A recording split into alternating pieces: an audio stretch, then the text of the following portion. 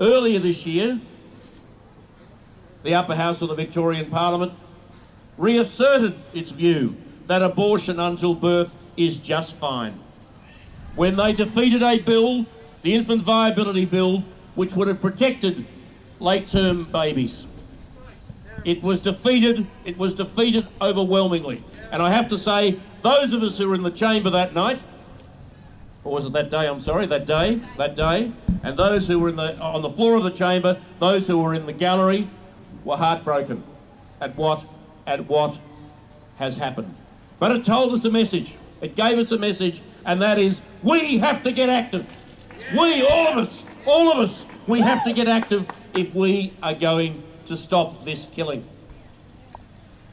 The mover of that bill, I have to say to you, is a remarkable woman.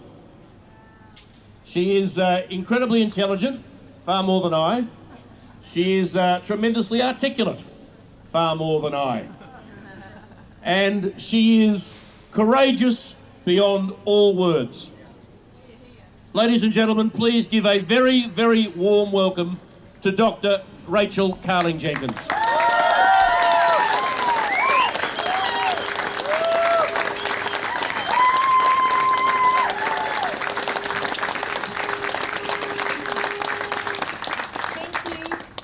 Thank you very much for that introduction. Can you all hear me? Yes. Excellent. I love looking out on this crowd today. This is a fantastic turnout. I'm looking around at the signs that people have brought with them. I'm looking particularly at the life equality signs, which is what this march is all about today, life equality. But I think Bernie would agree with me, people in this house do not understand what that means. And that's what we battle every day that we're in there. There's also a sign here at the front that says, "End violence against unborn babies." And on the back it simply says, "Enough." Would you agree with me that's a great sign? Yeah. Yeah? And I think that's how we all feel today. Enough is enough. There's a sign down the front here too that says, "Rights shouldn't depend on location. Protect babies inside and outside the womb." Can I get an amen to that? Someone else has made a sign that says, "If your parents don't want you, does that mean you are not human?" No. I just had a little kid up the front here yell out, "No." Good on him. It's great to see so many children out here today lending their voice to our cause. Exactly, the child shall lead us. And someone else has got a sign that talks about grandparents' rights. Now that's not something we talk about a lot, is it? In this debate, and that's something we need to talk about more. So my bill was the Infant Viability Bill, and we debated that in May this year. And it was about loving them both, like some of the signs that say here today, because abortion kills one and hurts the other. Yep. And it was talking about helping women, giving them holistic care during their pregnancy. And it was aimed to roll back the abortion law so that no longer late-term viable children were being killed here in Victoria. Only 11 MPs voted for that bill. 11 out of 40. And I want to acknowledge the 10 people who stood bravely with me to vote for this bill. And they are Bernie Finn from the Liberal Party,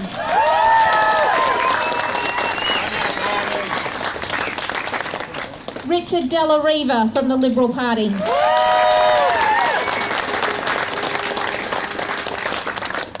Gordon Rich Phillips, who's the Deputy Leader of the Liberal Party in the Upper House,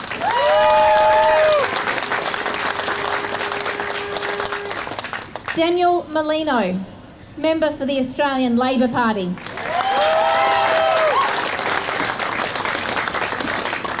Nazir Elasma, also a member of the Australian Labor Party,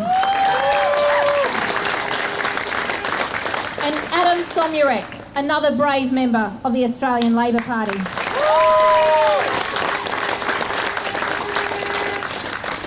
Melina Barth from the National Party.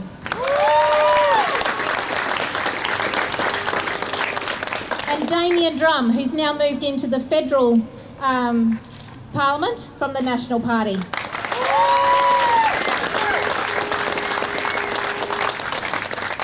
Jeff Borman from the Shooters and Fishers and Farmers Party. And Daniel Young from the Shooters and Fishers and Farmers Party.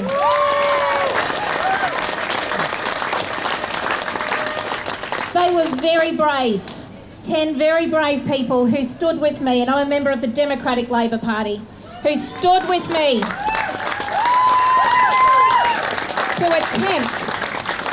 to attempt to roll back our laws. This is our first step, but it is not our last. While Bernie Finn and I are in that house, we will not stop. We will keep going and we will keep fighting.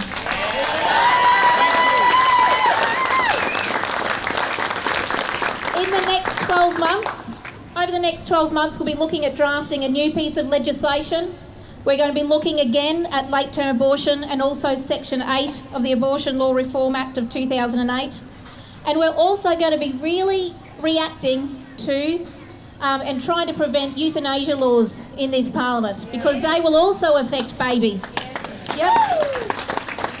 Because if you don't think our laws can get worse, they can, because the next step that they want to take is infanticide. So the 3 months after birth. In this state, we must stand up, like we are today, to protect our babies at all stages.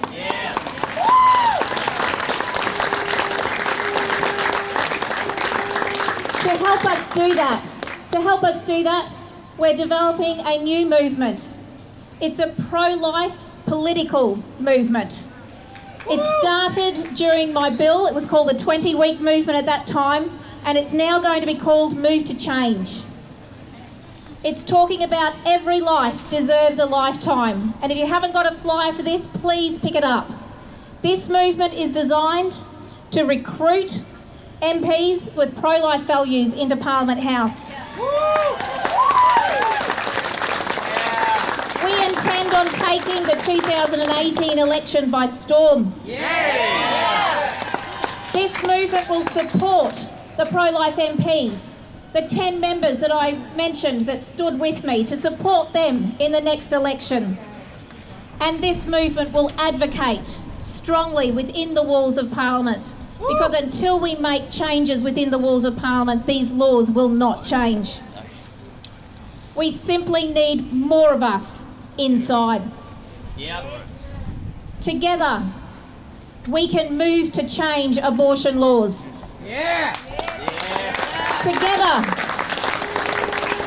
Together with this crowd of people on election day, we can move to change the balance of pro-life views in Parliament. And together, we can move to change the pro-life viewpoint from being a minority-held viewpoint in this House to being a majority viewpoint in this House. So please, pick up a flyer and remember, we must fight together.